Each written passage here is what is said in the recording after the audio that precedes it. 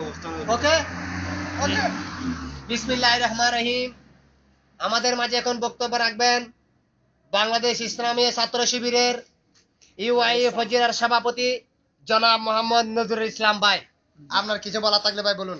আসসালামু আলাইকুম। ওয়ালাইকুম আসসালাম। বিসমিল্লাহির রহমানির রহিম।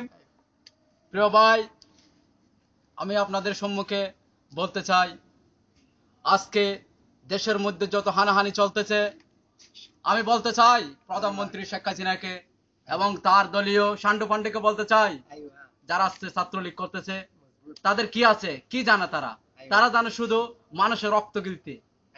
ছাত্র শিবির কি আজকে তাদের জন্য, তারা কি করতেছে? ছাত্র শিবির তাদের কোনো টাকার প্রয়োজন নেই, তাদের টান্ডারবাজির প্রয়োজন নেই। নিজের টাকা খরচা করে আল্লাহর দিন ইসলাম প্রতিষ্ঠা করার জন্য তারা আজকে ছাত্র শিবির করতেছে।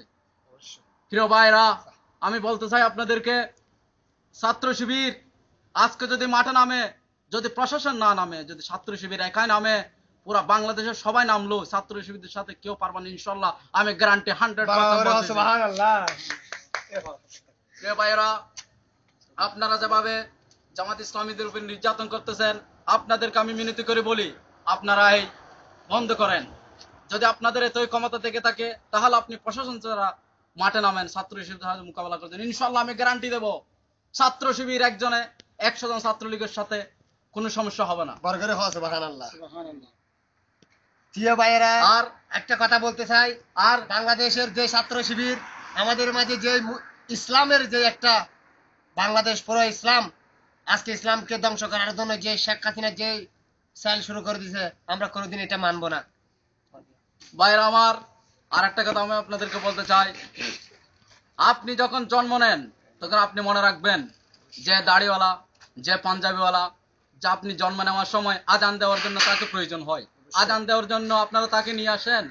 আরেকটা, আপনি যদি একটা কিছু করতে যান, ফাতিহা দুরুজ দেওয়ার জন্য মৌলবীদের জন্য প্রয়োজন হয়, তাদের ছাড়া, মৌলবীদের ছাড়া ফাতিহা হয় না।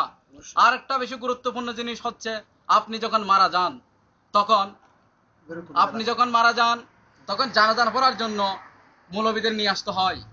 আপনারা কেন মৌলবীদের জন্য এত নির্যাতন করেছেন? আপনারা জানেন আমাদের রসুলের আমলের সময় রসুল কোন নির্যাতন করছে, শিশুরা পাথর মেরেছে, রসুলকে হানাহানি করেছে, রক্তাক্ত করেছে। কিন্তু আল্লাহ চাইলে রসুল যা বলতো দুনিয়া শেষ হয়ে যেত, যদি আল্লাহ পরীক্ষার মধ্যে ফেলাই যায়। একটা আমাদের মুসলমানদের জন্য পরীক্ষা। ভাইয়েরা, আপনারা ধৈর্য ধরেন, ইসলামী ছাত্র শিবির ধৈর্য ধরেন, আমরা আছি আপনাদের সাথে। আপনারা দোয়া করবেন, আল্লাহর কাছে দোয়া চান, ইনশাআল্লাহ আপনাদের বিজয় একদিন নিশ্চিত হবে। এবার আমার বক্তব্য শেষ করলাম। এখন আপনাদের সম্মুখে বক্তব্য রাখবেন বাংলাদেশ জাতীয়তাবাদী দলের উদীয়মান নেতা, আমাদের প্রাণপ্রিয় ভাই, বড় ভাই মিস্টার জানে